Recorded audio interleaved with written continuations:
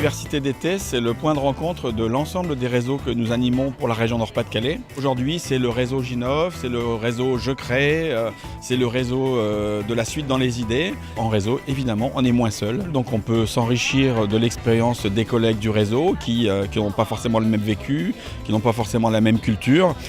C'est aussi la possibilité d'utiliser des outils qu'on aura développés ensemble. C'est la possibilité de se former. La finalité étant d'apporter des réponses les plus adaptées possibles aux entreprises, quelles que soient ses propres compétences.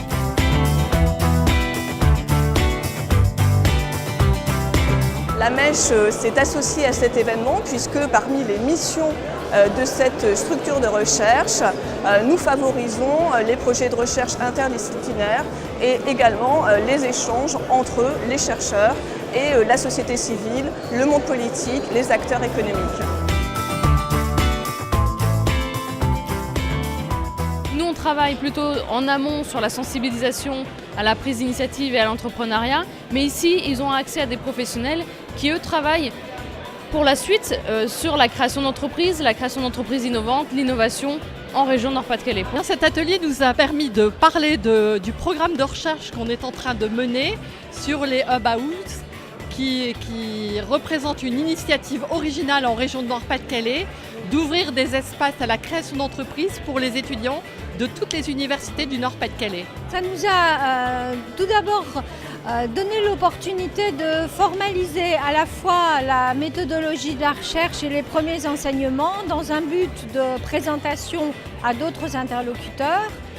Ça nous a permis aussi de recueillir leurs premiers avis, leurs premières opinions pour éventuellement faire évoluer notre travail. L'université d'été permet de décloisonner les programmes. Concrètement, en un même lieu, différents acteurs qui ne sont pas forcément habitués à se rencontrer vont pouvoir échanger et encore une fois engager des actions, des programmes pour faire en sorte que dans le Nord-Pas-de-Calais, les 4 millions de nordistes sachent rapidement qui fait quoi. On a animé un atelier sur l'entrepreneuriat collectif ce matin. Dans cette idée de faire collectif, nous, ce qui nous a intéressé, c'était de rencontrer des personnes et d'autres acteurs de l'accompagnement à la création d'entreprises et dans l'innovation aussi, pour justement faire connaître à la fois nos outils pour rendre les projets d'entreprise plus collectifs, de montrer qu'il y a des coopérations qui sont possibles entre différents acteurs. Ce qu'elle m'a apporté, c'est la rencontre avec les partenaires sur deux aspects. Le premier aspect, c'est avec des partenaires, avec des structures un peu similaires aux nôtres, à savoir que des associations qui développent des programmes d'accompagnement à la création d'entreprise, mais avec des méthodes un peu différentes. Et un autre aspect, c'est la rencontre aussi avec des universitaires qui permet en fait de comparer un peu nos pratiques avec eux, leurs recherches. Effectivement, nous, au quotidien, on est amené à travailler tout le temps, je dirais, avec des porteurs de projets et parfois à s'interroger sur nos pratiques. Est-ce qu'elles sont bonnes ? Est-ce qu'elles évoluent aussi dans le sens du temps ?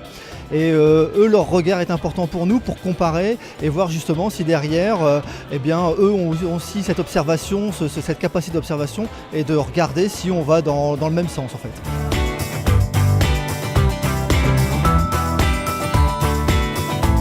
C'était une matinée très informelle avec beaucoup de partenaires. Et l'intéressant de cette matinée, c'est que des nouvelles visions du côté européen ont été mises sur table. Surtout du fait qu'il y a beaucoup de partenaires autour de table nous aident à percevoir et discuter des possibilités, comment on peut monter un projet vers 2015.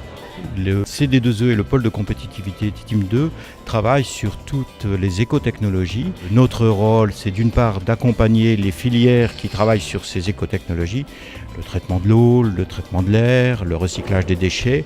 D'une part, nous accompagnons les acteurs pour qu'ils puissent progresser, développer leurs activités, développer les innovations, conquérir des nouveaux marchés. Mais la grande nouvelle orientation, c'est qu'il faut qu'elles apportent des solutions, ces entreprises et ces laboratoires, aux autres filières, aux territoires, aux autres acteurs économiques de notre région ou en dehors de notre région.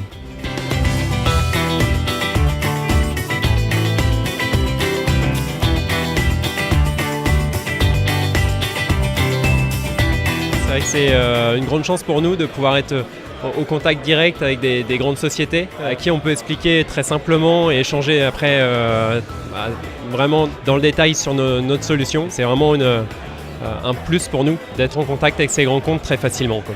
TIA effectivement illustre complètement la stratégie du groupe Orange sur l'open innovation. Je rencontre donc les startups qui ont postulé aux appels à projets et si je pense qu'il y a quelque chose à faire avec le groupe Orange, eh bien je les fais rencontrer nos directions d'unité et ensuite on décide ou pas de continuer ensemble dans la durée. Donc on peut soit co-développer le service, soit faire la promotion du service, soit même l'utiliser pour nos besoins propres. Arbo Digital Construction, c'est une entreprise à taille intermédiaire, donc on n'a pas forcément de cellules très fournies en termes de recherche et développement. Du coup, on essaye vraiment de développer nos partenariats avec des partenaires externes. Donc vraiment en open innovation, pour nous c'était vraiment de nous ouvrir sur l'innovation en extérieur. Donc du coup le TIA c'était vraiment une approche qui nous intéressait sur les deux côtés. On a eu ce matin le plaisir d'accueillir les participants à l'université d'été NFID au sein de l'école Paul Bert dans une configuration qu'on ne reverra plus avant longtemps puisque l'école Paul Bert va entrer en travaux. Qu'on attend avec beaucoup d'impatience les esquisses des architectes qui ont été sollicités pour refaire de ce lieu ce qu'il a été ce matin, c'est-à-dire un lieu d'intelligence et de fertilisation croisée, d'échange et de débat. Et c'est le lieu où va se développer la filière industrie créative et culturelle auprès du Louvre-Lens, cet emblème international qui, je l'espère, est un accélérateur d'énergie pour l'ensemble du territoire régional. Au conseil régional, nous considérons que la principale condition pour le développement économique, c'est de créer un écosystème dans lequel les acteurs aient confiance en eux. L'université d'été, telle qu'elle est actuellement, en regroupant entre 150 et 200 personnes, permet de créer cette confiance et à partir de là, de créer les conditions pour le développement économique.